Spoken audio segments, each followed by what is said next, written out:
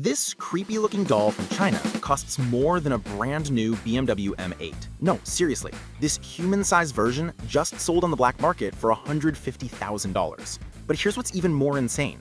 Buyers openly admit it's kind of ugly at first sight, yet they're camping overnight just to buy one. The retail price, $30. The resale price, up to $3,000. That's a 10,000% markup for something people call ugly. Now, you might think this is just dumb luck, but it's not. This is the result of calculated psychological engineering, the same 5-step formula that took Stanley from being a dying brand at $73 million to $750 million in just 4 years, the same system that helped Prime hit $1.2 billion in revenue. And get this, Liquid Death used this exact formula to turn water, literally just water, into a $333 million empire. See, most brands compete on features, but the winners? They compete on psychology. Master this 5-step hype marketing vortex and you'll understand why some products with worse quality outsell better ones 100 to 1. But here's where it gets interesting. The entire Labubu empire, which generated $410 million last year alone, almost never happened. It all started with one photo that wasn't even supposed to be marketing, one organic moment that Popmart spotted and turned into a money-printing machine. So how exactly did they engineer this? Let me show you the blueprint. The first thing you need to understand is that every hype product starts the same way, with a spark, but not the spark you're thinking of. April 2024, Lisa from Blackpink posts one Instagram photo hugging her Labubu doll. No sponsorship deal, no @hashtag, just a genuine moment between a celebrity and her toy. Within 48 hours, Popmart Southeast Asia sales exploded by 619% from one organic photo. But here's what separates the winners from the losers. Most brands try to manufacture this moment. They pay influencers, stage viral stunts, pray for lightning to strike.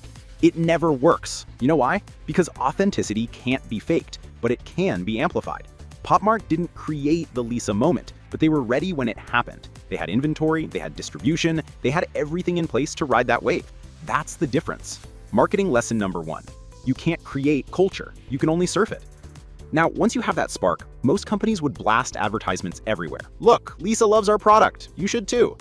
Wrong move. Popmart did something genius instead. They turned shopping into gambling.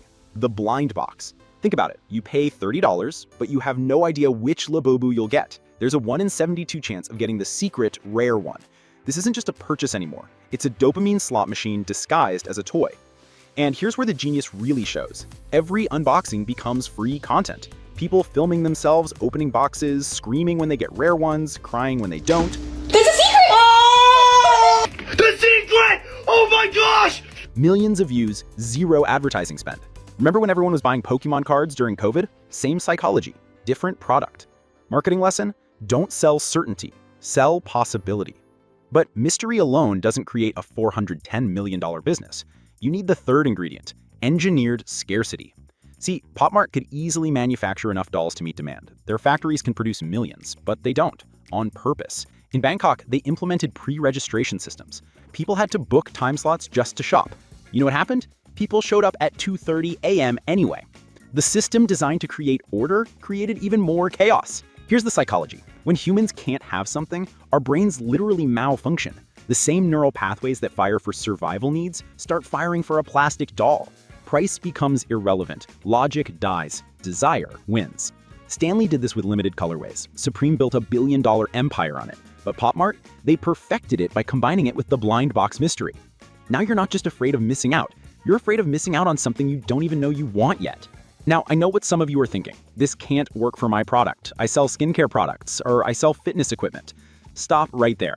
Liquid Death used this exact formula on water. Not flavored water, not vitamin water. Just water. They turned the most boring product on earth into a $333 million a year. If it works for water, it works for anything. The next step is where things get really insane. This is the step that transforms a trend into an empire. And it happens automatically if you nail the first 3 steps. Watch this progression. Buy for $30. Within hours, it's selling for $90 on StockX. That's a 200% instant return. Better than crypto, better than stocks. Some limited editions hit $500, and then that one legendary sale, $150,000. That sale made headlines around the world. CNN, BBC, Forbes, everyone covered it. Millions of dollars in free PR from one transaction. But here's the part nobody talks about. This turns every customer into your marketing department. Think about it. Every eBay listing is an ad for your brand. Every resale screenshot shared is social proof. Every price debate in forums is brand awareness. Your customers aren't just buying dolls anymore. They're buying lottery tickets disguised as toys. And lottery ticket holders, they can't shut up about their tickets. But all of this, the mystery, the scarcity, the profits, it all dies without the final step. You have to transcend commerce and become culture. Look what happened next. Labubu invaded Paris Fashion Week, not as a sponsor, not as an advertiser, as a tribal symbol worn by attendees. When your product shows up at Fashion Week on people's bags instead of in gift bags, you've won. Popmart then launched collaborations, Harry Potter, DC Comics. Each partnership isn't just a new product, it's a new gateway into the tribe. This is the difference between a fad and a phenomenon. Fidget spinners were a product. Air Jordans became identity. Beanie Babies were toys. Labubu became belonging. And the numbers prove it. That initial 619% spike in Southeast Asia, it never went back down. Because once you're in the tribe, leaving means losing part of your identity. So let's connect all the dots here. A creepy doll that people call ugly just sold for the price of a supercar. How? 5 psychological triggers working in perfect sequence. Cultural ignition, viral architecture, desire algorithm, value explosion, and tribal transformation. That's your hype marketing vortex.